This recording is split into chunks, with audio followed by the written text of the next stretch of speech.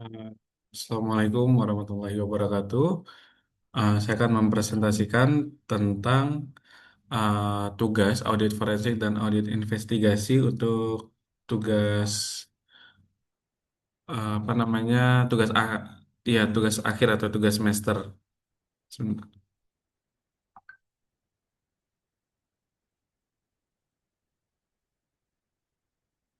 Oke. Jadi pada pertanyaan pertama ini ditanyakan yang profil singkatnya dari PT Jiwasraya. Oke. Nah, PT Jiwasraya ini atau Asuransi Jiwasraya Persero adalah perusahaan asuransi jiwa milik negara atau dalam konteks masuk ke dalam list BUMN yang berdiri sejak tahun 1859.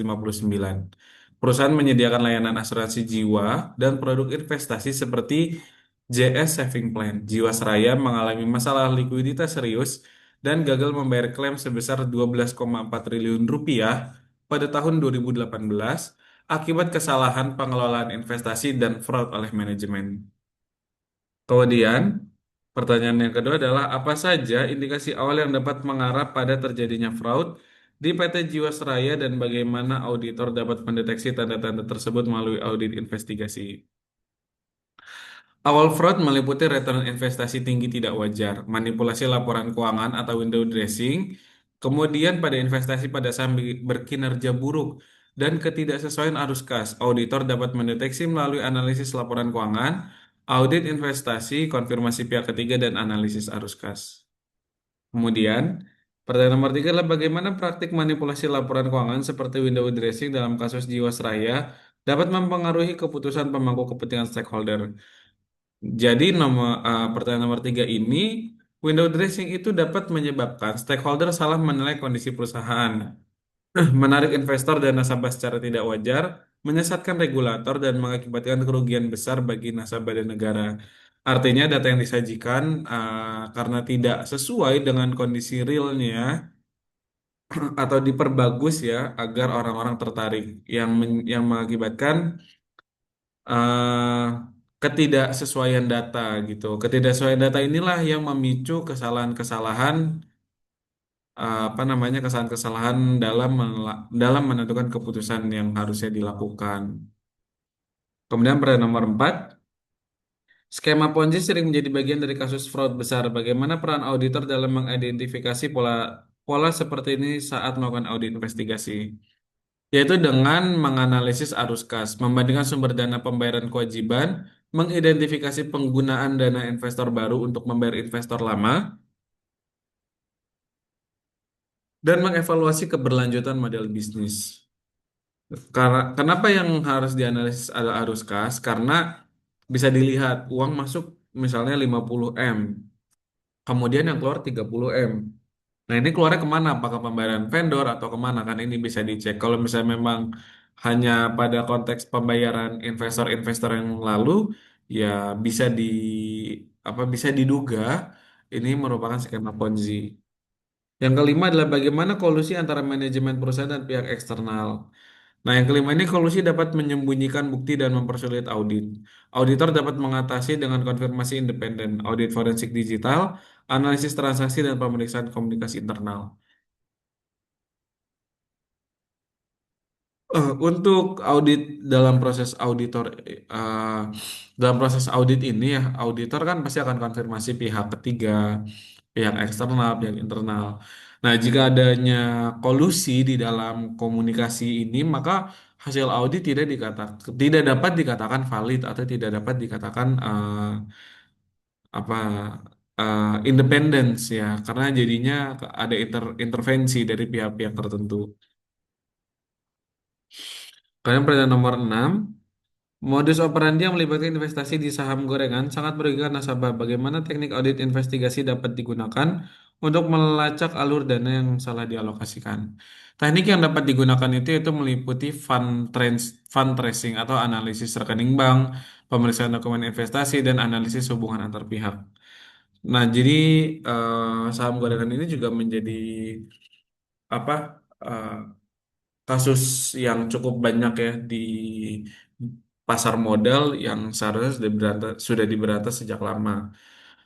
Cuma memang lemahnya dalam pelaksanaan regulasi ini yang mengakibatkan saham gorengan masih terus eksis di pasar modal. Yang ketujuh, berdasarkan kasus Jiwasraya, apa peran teknologi forensik dalam membantu auditor menemukan bukti-bukti fraud yang dilakukan melalui pengelolaan investasi? Teknologi forensik membantu memulihkan data, menganalisis email, memeriksa log transaksi, dan menemukan bukti manipulasi. Artinya teknologi ini data-data yang sudah dihapus atau data-data yang sengaja dihilangkan, sengaja dibuang, sengaja dirusak, atau sengaja diubah, ini dapat dikembalikan sesuai dengan timeline yang ingin kita cek. Jadi misalnya ada data tahun 2021 dihapus kemudian dipulihkan atau data Google Sheet misalnya yang berjalan pada tahun tersebut itu bisa dicek di audit trace-nya gitu. Kemudian pertanyaan nomor 8, bagaimana seharusnya auditor merespon ketika menemukan laporan keuangan perusahaan yang tidak sesuai dengan standar akuntansi? Auditor harus mengumpulkan bukti, ini paling penting, mengumpulkan bukti, kemudian mengumpulkan bukti tambahan, melaporkan ke manajemen dan regulator, memberikan opini audit sesuai kondisi, dan melakukan audit investigasi lanjutan. Artinya dalam proses audit itu juga paling penting adalah bukti dan validitas bukti. Jadi diverifikasi, kemudian divalidasi kembali buktinya, sehingga menjadi bukti-bukti yang kuat, tidak hanya bukti yang apa pendukung gitu. Yang kesembilan, kerugian negara sebesar 16,81 triliun dalam kasus ini sangat besar. Apa saja langkah-langkah yang dapat dilakukan auditor untuk menghitung dan memastikan besaran kerugian akibat fraud? Sebetulnya kerugian itu harusnya bukan dari sisi auditor, karena auditor itu menilai kewajaran. Justru yang menilai seberapa besar kerugian itu harusnya adalah di pihak kurator atau kurator kepailitan ya, atau bisa juga di public accountant gitu. Jadi bukan dalam kondisi auditor untuk menganalisa laporan keuangan. Identifikasi transaksi fraud itu menghitung nilai kerugian, memverifikasi bukti, membandingkan nilai wajar investasi, dan merekonstruksi laporan keuangan. Artinya pihak akunting atau manajemen keuangan atau kurator ini uh, mengumpulkan lagi nih, verifikasi lagi bukti, kemudian mengecek kembali nilai wajar dari setiap aset, dari setiap transaksi, dari setiap nilai-nilai investasi yang kemudian diinput kembali ke dalam laporan keuangan gitu. Nomor 10, dalam kasus Jiwasraya, bagaimana transparansi dan budaya pengelolaan yang baik atau good governance dapat mencegah terjadi fraud di perusahaan asuransi? Transparansi dan good governance itu membantu mencegah fraud. Kenapa? Karena meningkatkan pengawasan, memastikan kepatuhan, dan meningkatkan akuntabilitas manajemen. Artinya memastikan bahwa setiap stakeholder ini saling cross-check, saling bekerja sama untuk tujuan yang baik, yaitu transparansi dan akuntabilitas. Nomor 11, apa peran otoritas jasa keuangan dalam pengawasan terhadap perusahaan seperti Jiwasraya dan bagaimana auditor investigasi dapat bekerja sama dengan regulator untuk mencegah dan mengungkap fraud? OJK berperan mengawasi perusahaan asuransi, memastikan kepatuhan, dan melakukan pemeriksaan.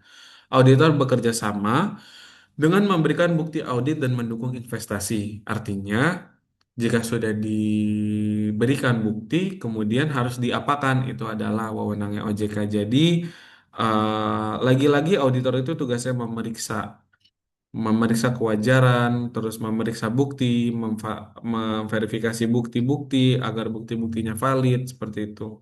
Kemudian setelah dicek apa tindakannya gitu kan, yaitulah diserahkan kepada wewenangnya di regulator yang saat ini dipegang oleh OJK.